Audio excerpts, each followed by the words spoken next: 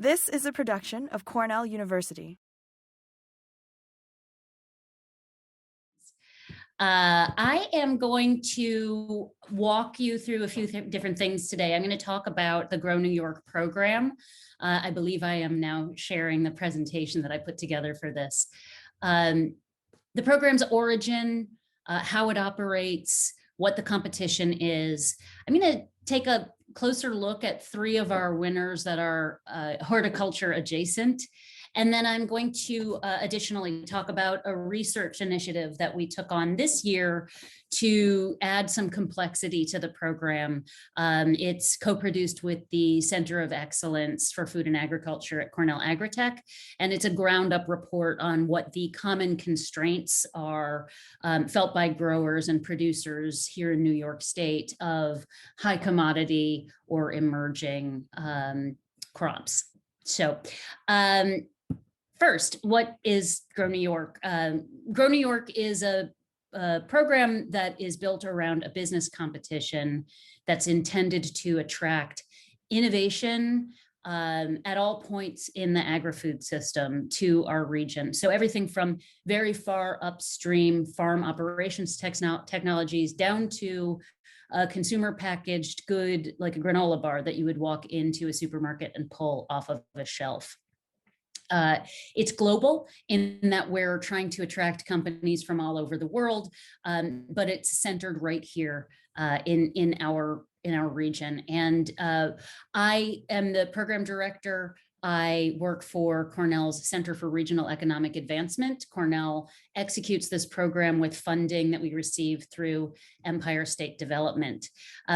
Greg mentioned it's $1 million top prize. It's actually $3 million of prizes a year. So $1 million prize, 2 $500,000 prizes, and 4 $250,000 prizes. And what that does is it allows us to work with companies that are at various stages of development. So a startup might not really be in a position to effectively spend $1 million in such a way that they're going to be able to see economic impact results in a 12-month period, which is the period against which we form an agreement. So this lets us work with some earlier companies at that $500,000 and $250,000 levels. So I've mentioned our region. The Grow New York region is from just west of Rochester to just east of Syracuse, from Lake Ontario down to the Pennsylvania border. That region is comprised of 3 of the state's 13 regional Economic Development Committee regions: the Finger Lakes, Central New York, and the Southern Tier. Rochester being the kind of capital city of the Finger Lakes, Syracuse of Central New York, and depending on who you ask, Ithaca or Binghamton for the Southern Tier. So this region self-selected in that the funding for the prize money is from Upstate Revitalization Initiative funding that New York State gave to each of these regions. This Grow New York is the only initiative that is being funded by multiple REDC regions.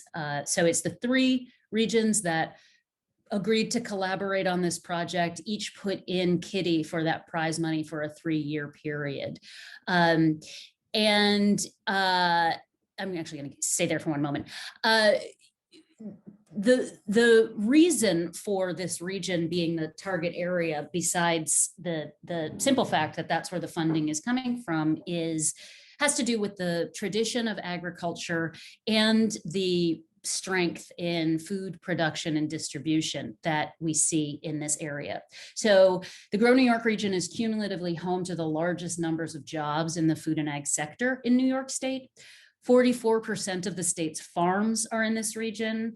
The top 10 New York State counties in terms of farmland as share of total farm area is in this region. When you rank counties by farm sales, the top 5 are in the Grow New York region. There are over 260 food and bev manufacturers. There are more than 16,000 farms and ag-based businesses, and there are more than 112,000 manufacturing jobs in the region, which also plays into this.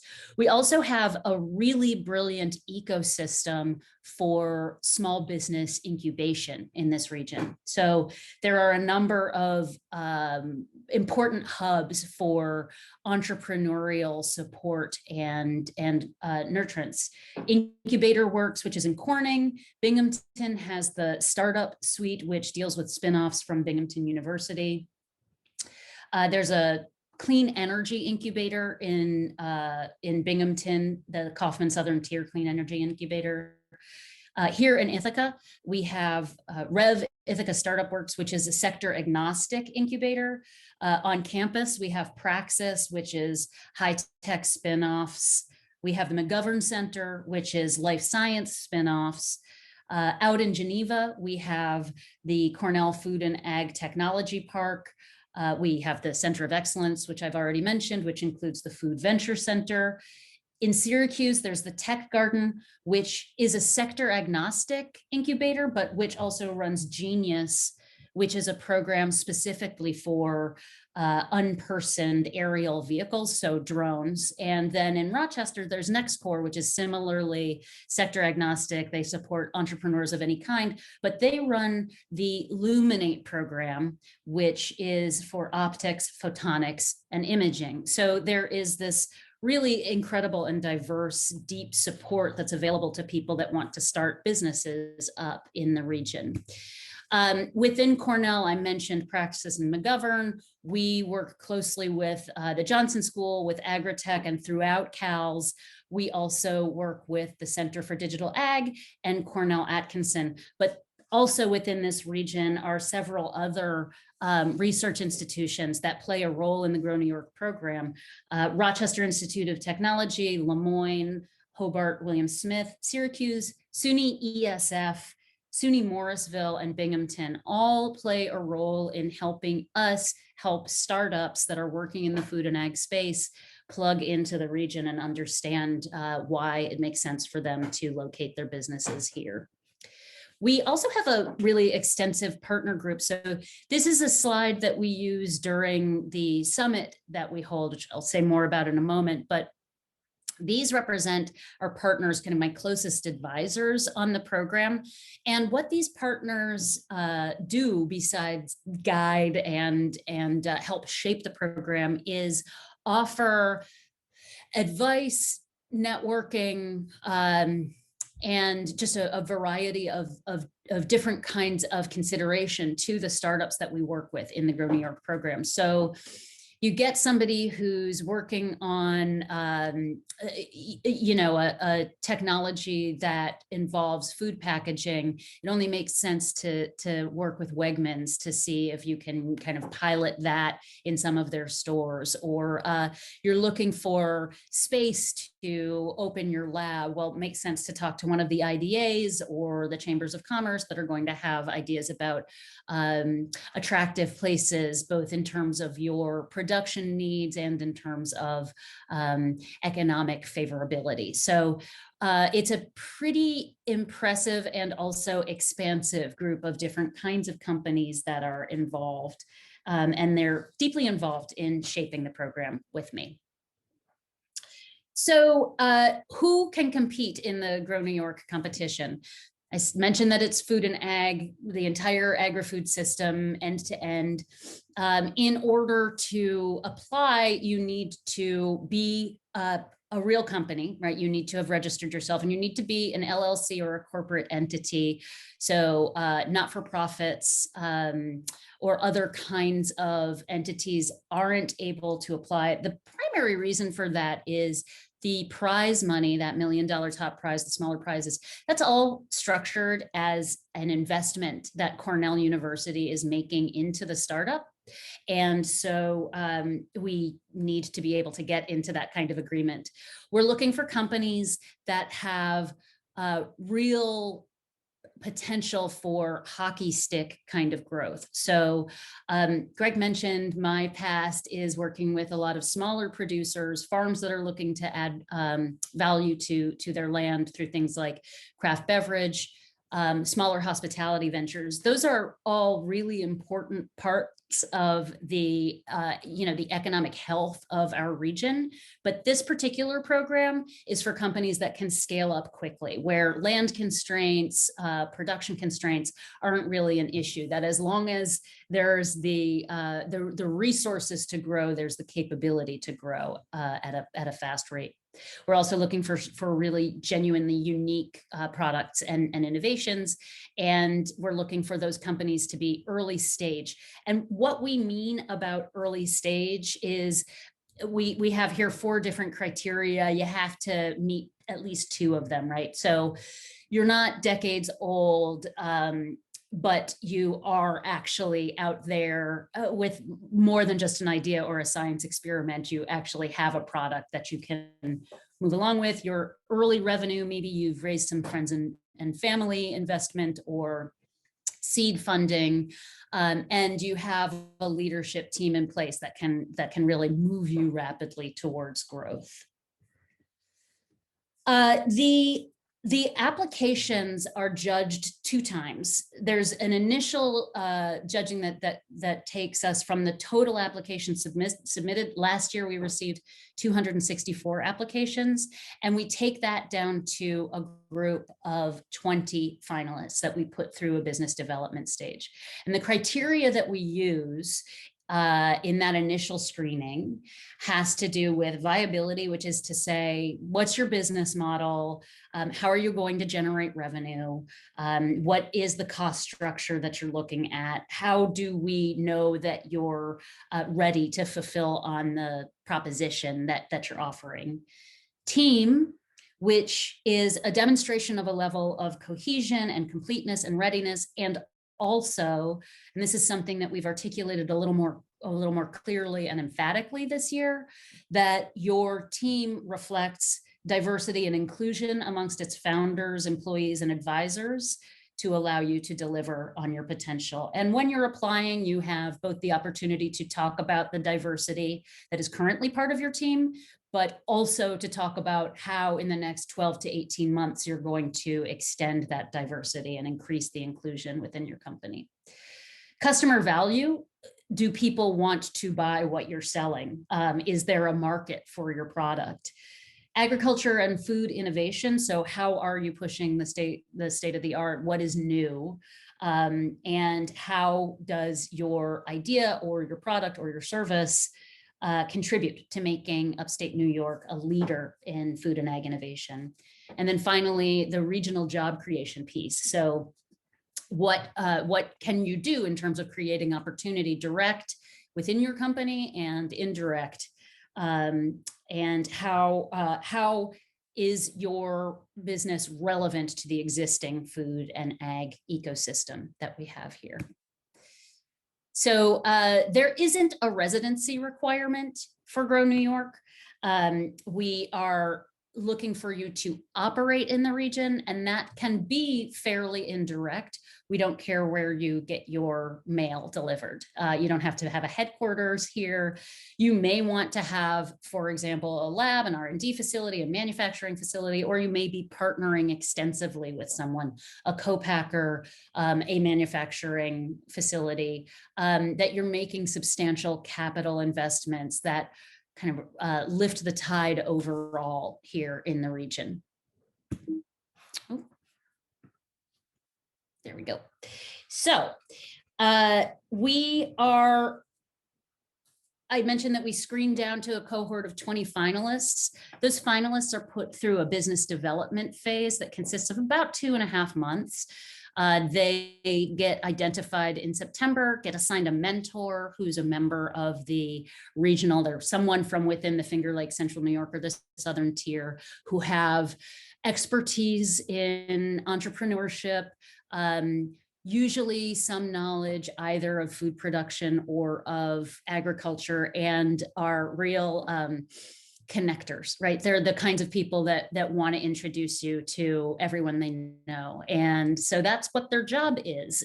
During the business development phase, startups work with the mentors to identify the resources in the region, and those are primarily people who can help answer questions about how their technology, their innovations can best fit in the region. And in doing so, estimate what the regional impact can be. And then that estimation is part of the live pitch that these startups make at our Grow New York Summit. So the same criteria that we use to select down to that group of 20 finalists is applied by a group of 7 judges who are a VIP panel who hear a live pitch and engage in about 10 minutes of Q&A with the startups. And then the 7 winners are identified. Our first year, this was all live. Last year was all virtual. This year, we're going to do a hybrid. What exactly that will look like is to be determined.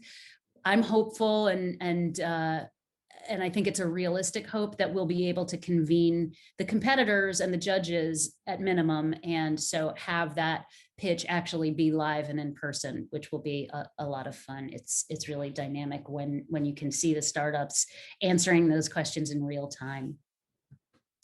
The summit itself is going to occur in Syracuse this year. Again, barring some unexpected backslide, it seems like we should at least be able to get the participants, and by that I mean the teams, the 20 teams that are competing, the judges, the mentors, and then any panelists and speakers that we have together in Syracuse. So the summit consists of the live pitch, but also a series of panels and presentations that address issues that are relevant to our region in the food and ag space. And just to give you a quick overview of the timeline, and I am hoping that some of you have technologies and companies that you're thinking about spinning off and are considering whether to apply. The applications open in just a couple of days on Wednesday. They close in mid-July. The finalists will be announced in September, so that first round of screening that I mentioned occurs between July 15th and early September. And the mentoring and the business development trip, which if we're able to host these teams in the region, we will do so. We did that in year 1. That occurs in September, October. And the summit itself, the pitch competition and the symposium will be November 16th and 17th. So quick look at the winners that we've seen thus far. They represent a great deal of diversity in terms of where they sit in the agri-food system. Our top prize winner in year 1 was a company out of Geneva called Real Eats. It's a meal subscription service, and they were poised for tremendous growth even before COVID put everyone at home ordering their food online. They've had really remarkable growth. They closed on a $2.5 million seed round last summer. Series A round last summer. They had 183% growth in terms of revenue year over year. So they're really on a tear. The commitment that they made within the agreement with us in terms of their milestones and what they needed to deliver to receive their prize money was adding 10 jobs in their 12-month period. In fact, in that year, they added 43 jobs. So they've just been a really wonderful startup to partner with in our first year. They've been able to demonstrate a lot of value. The 2 $500,000 winners, one is Dropcopter. I'm going to talk a little more extensively about them in a minute. The other is a company called Tilliter, and they're based in Australia. They were our first international winner.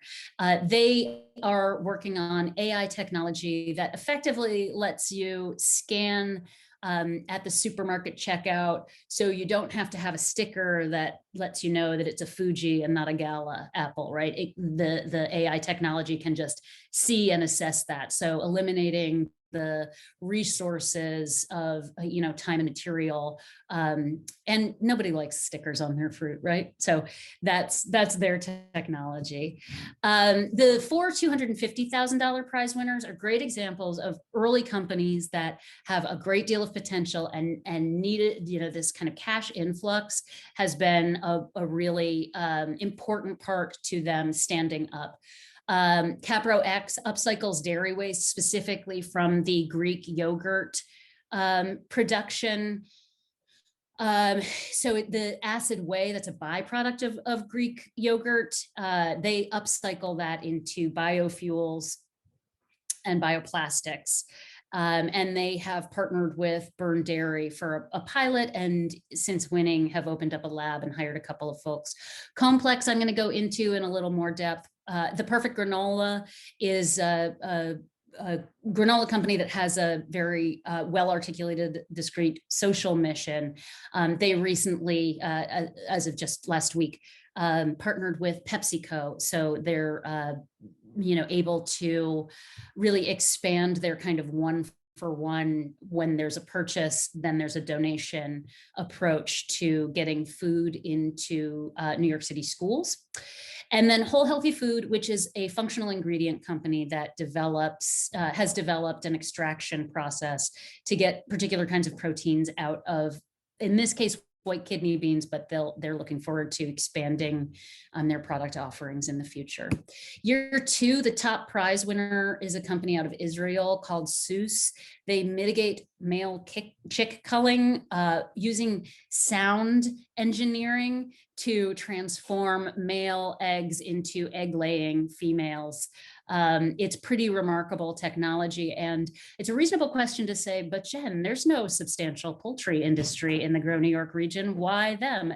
In fact, it's the sound engineers that they're looking for, and that research ecosystem that I was talking about. The various schools in the region have the kind of workforce prospects that Seuss is working for. So it's a real great fit, and it looks like they're going to locate their facility right outside of Rochester. So Fresh has a packaging material that extends the shelf life of fresh bread, but will also be applicable to things like small berries. Zetify is a piece of hardware that helps expand broadband reach and reliable connectivity that has great applications for farmland in upstate New York. And then of the 4 $250,000 prize winners, Candidus, I'm going to talk about in a little more depth. Halamine is a company that develops antimicrobial products that are used in the food supply system. Leap Foods is a mushroom company that grows on a recycled hardwood substrate. They're also getting into, rather than selling mushrooms direct to consumers, selling mushrooms as ingredients to better for you meat producers. So, kind of cutting meat with mushrooms. And then Pure Space is a company out of South Korea that also has a shelf life extension product. Theirs specifically addresses ethylene gas. So again, farm operations, consumer packaged goods, everything in between. In the 2 years that we've been operating, we're now launching our 3rd year. We've seen some really substantial opportunity creation. That's clearly part of what we're looking for in teams, their ability to fulfill on that.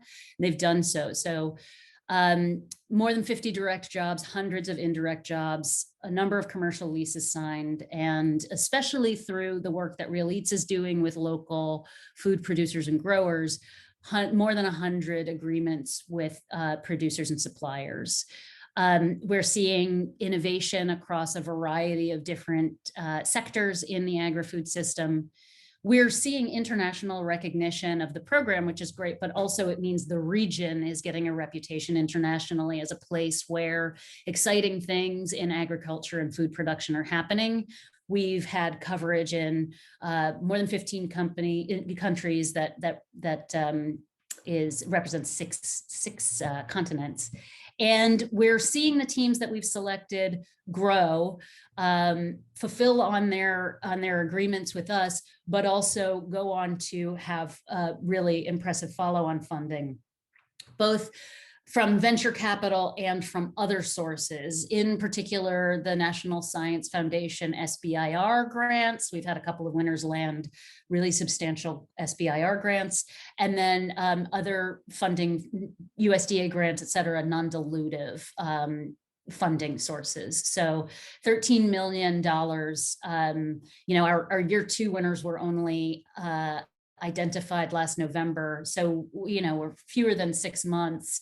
And I would say that a full third of that funding has come through those teams. So the program is really working to create a sense of they're here and to help these companies grow to their full potential.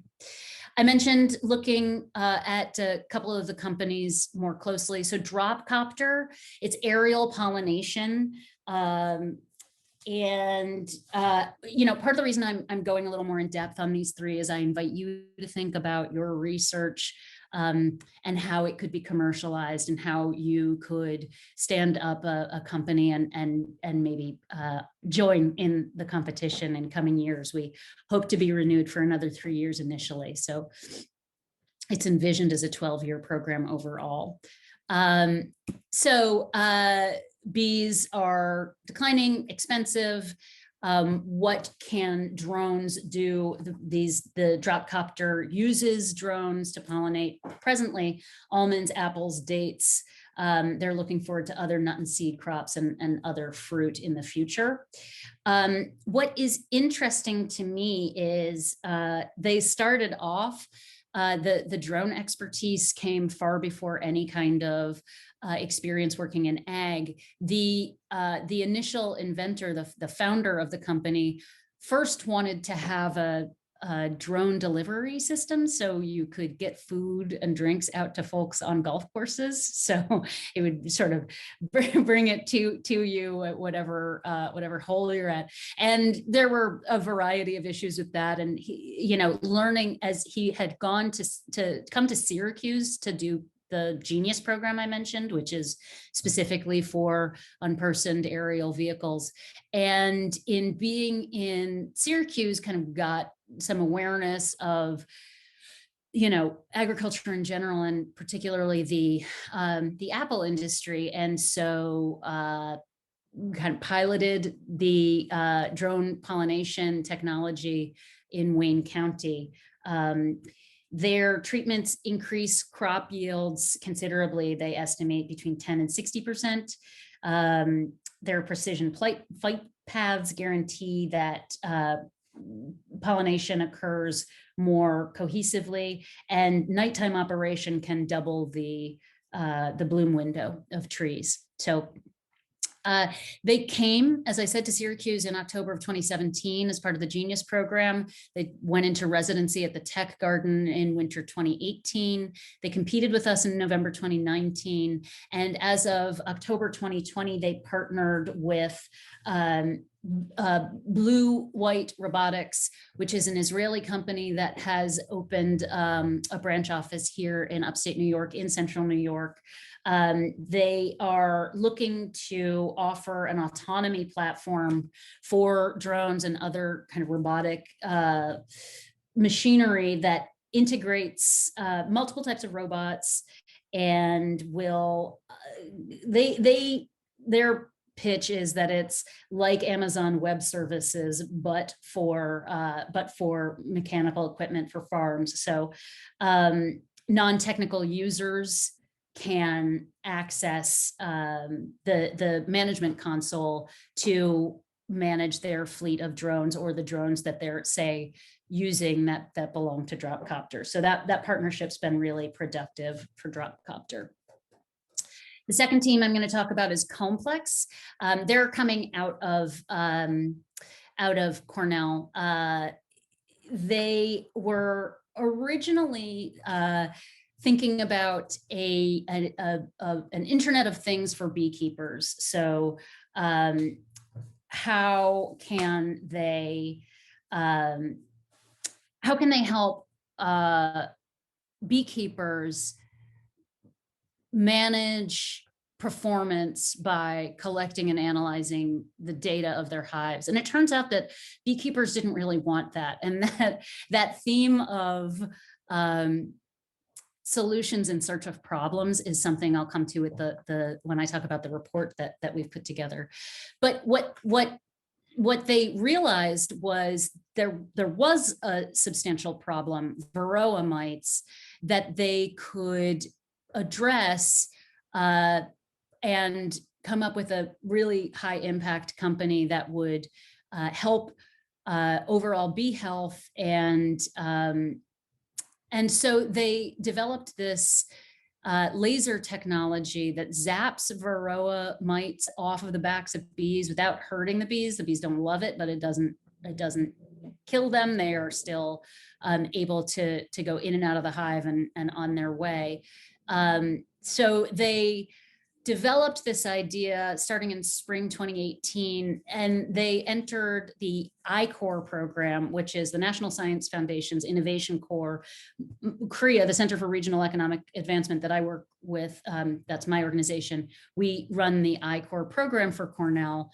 It helps inventors, faculty, students ideate how to commercialize their product effectively. They jumped into Techstars in spring 2019. They won $250,000 from us at Grow New York in 2019. After that, they received an NSF SBIR grant. They went on to win the 76 West Clean Energy competition in 2020, taking home another $500,000. And now they're in REV, Ithaca Startup Works prototype to production program. And Haley, who's one of the founders, noted that the Grow New York funding allowed them to work with a couple of different contract engineers to turn the lab bench project into a real minimally viable product. That they took the SBIR grant and are able to optimize the optical system, the lasers, for FDA approval. And with the 76 West win, they're growing their team and their apiaries to work towards their overall goal of using honeybee tech to incentivize sustainable ag and pollinator friendly practices across the United States. So really excited about the work that they're doing. And then this year, Candidus was one of our $250,000 winners. Candidus is a company that offers supplemental lighting for the CEA sector. Their product consists of responsive lighting hardware, which you see on the left, a controller system, which is software, and then a data analytics service.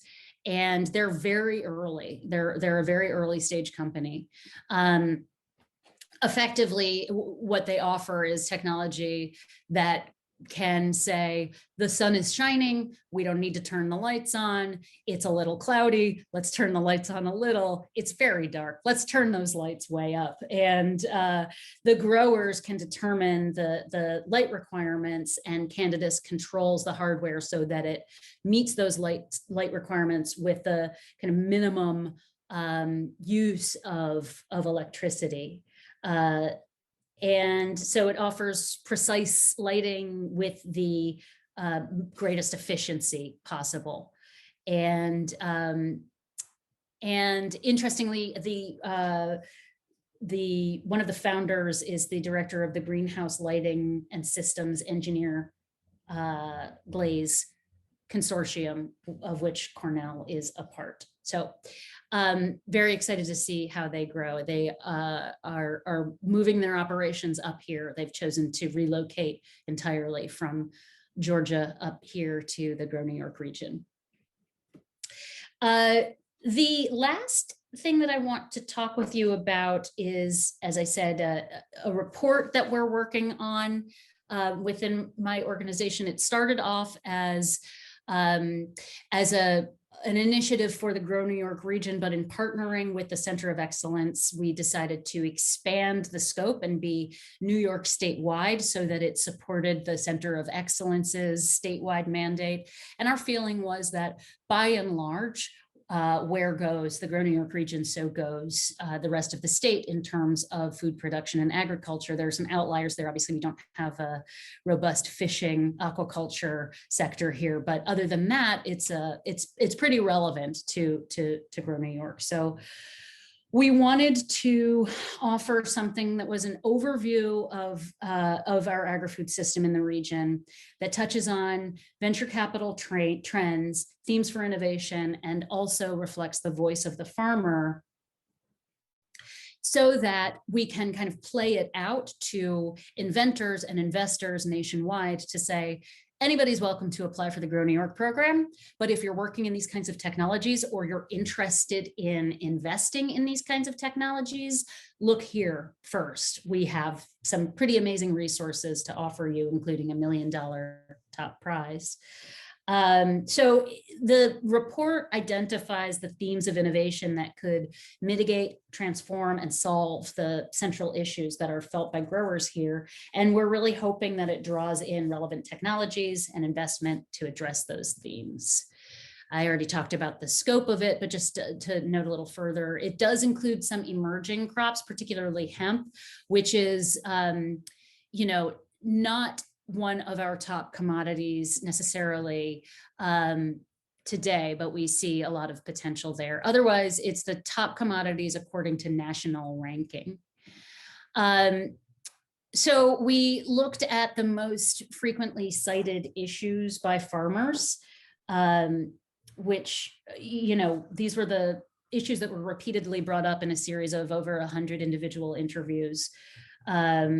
Boils down to concerns about rising production expenses, downward pressure on prices from retailers and manufacturers.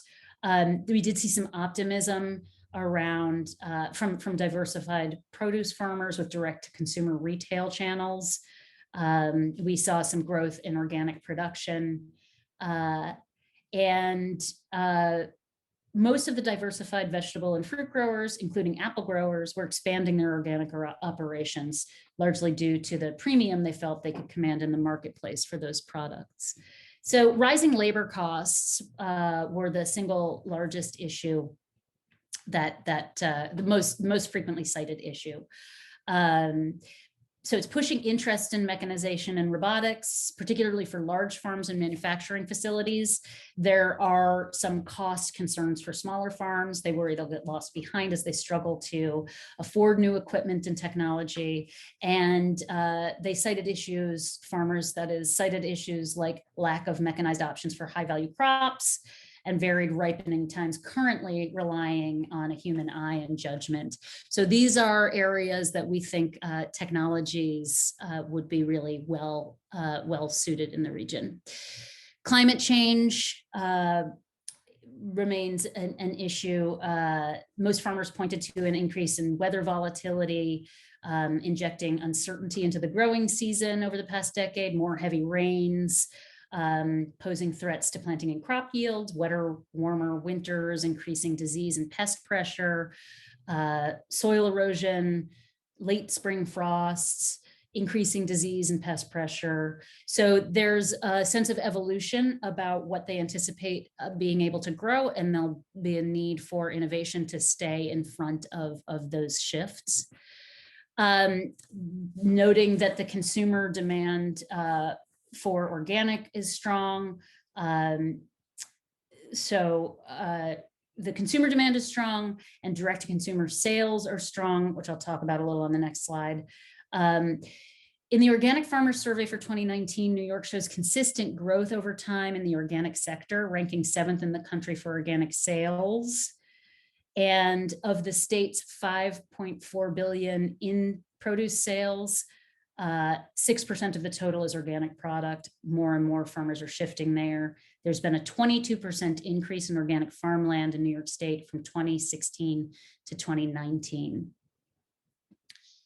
Direct-to-consumer sales are growing, and it's boomed over the last decade, and the pandemic has accelerated that trend.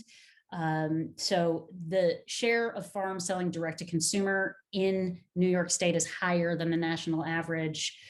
National average is 6.4%. In New York State, it's 17%. And I think that the New York State Ag and Markets programs like the New York State Grown and Certified have a lot to do with that. However, the data shows it's not just smaller farms getting into D2C. Large farms are also growing in this sector. So we're looking for technologies that can support distribution and marketing for direct to consumer. So the kind of upshot of this, and the report itself will be live online as of April 12th. We'll do some press work around that. That coincides with the press briefing that we'll have announcing the Grow New York third-year application window being open. And we have produced an executive summary. The report is being put together as a really beautiful digital first publication. So it's a very horizontal website. And I'll be sure to share that with Greg and Don so that they can get it to any attendees here once that's live online, putting the final touches on it now. But there's an executive summary piece of it, and here's what it amounts to. We're open for business in this region, and we're particularly interested in your technology if you're working in farm robotics and automation, technologies that support local supply chains, direct marketing platforms, novel crop protections, biomaterials, particularly in the hemp industry, technologies that can help growers adapt to and mitigate climate change, investing in diverse and young farmers, and supporting rural economies. So if you are venture capital that wants to align yourself with these technologies, or you are an inventor who is working in these areas, you should really turn your attention to the Grow New York program. So I know we have a hard stop at 1:15, and there are at least a couple of questions. So I'm going to turn to those. And if you have other questions, go ahead and ask them. So one of those questions was Greg warning me about time. Don asked if there's a goal to expanding the program to all of New York State. I could see a tremendous upside to doing that. Right now, the funding for the program comes from these regions and serves these regions being the Finger Lakes, Central New York, and the Southern Tier. However, I get quite a bit of interest from Western New York, which is, a hair's breadth away from the Finger Lakes. We abut, and I could see a benefit to making it a statewide mandate. That would be an expansion of scope. That would require an expansion of budget and probably different funders. For now, we're approaching renewal of this program as an upstate revitalization project continuance, so it will continue to serve those three regions. Are there other questions about the program?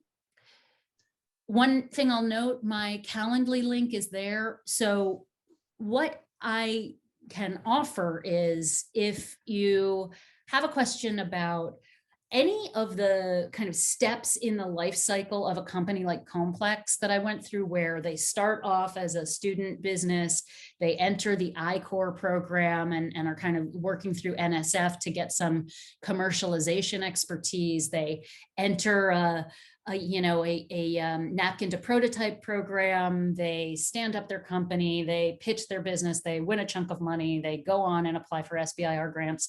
All of that is expertise that my organization is here, missioned to share. So get in touch with me and we can talk about how your research, what the path might look like to get you from research to commercialization to, to a seed round or a Series A round for your company. And that can happen quite quickly.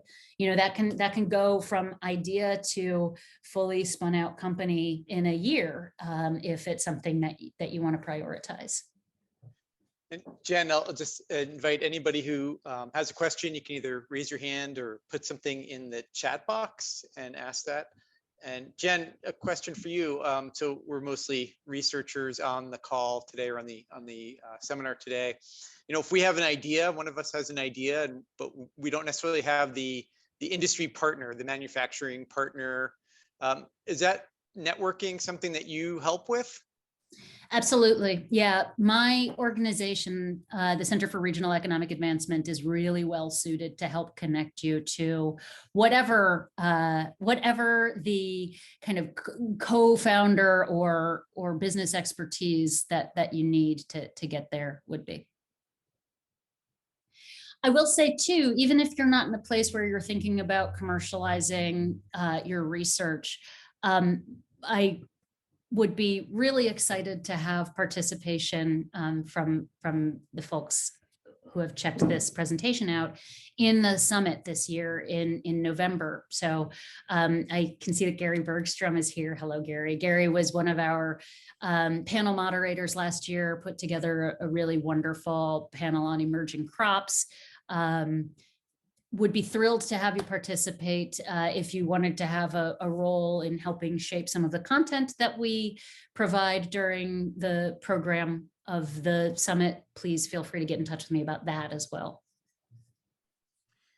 I don't want to dominate the questions, but I really am curious, Jen. The one winner that provides the drone services, it wasn't clear to me what they are actually disseminating on the field. Is it actually honeybees? No, it's pollen itself. Ah, aha. Yeah. Sorry about that. Thank Yeah, and you. I had a video, but it was janky, and I felt better to just keep moving. But yeah, they're using the drones and they're pollinating in Wayne County. It's apples, in Israel it's dates, in California they've used it, and a couple of orange plantations. So Great. Well, Jen, really appreciate your time today. Again, anybody who wants to reach out to Jen and have a conversation about your product idea, or wants to need some help networking and try to find a way to get your idea to market, contact Jen. There's her calendar invite link again, or you can find her email. She's based here in Ithaca, but is out of town today, and that's why she's asking for calendar appointments. Great. Well, please join me in thanking Jen with a round of applause. And yeah, we can do it. Exactly. And thank you, Jen. Take care, everyone. thanks for the opportunity. Thank you. This has been a production of Cornell University, on the web at cornell.edu.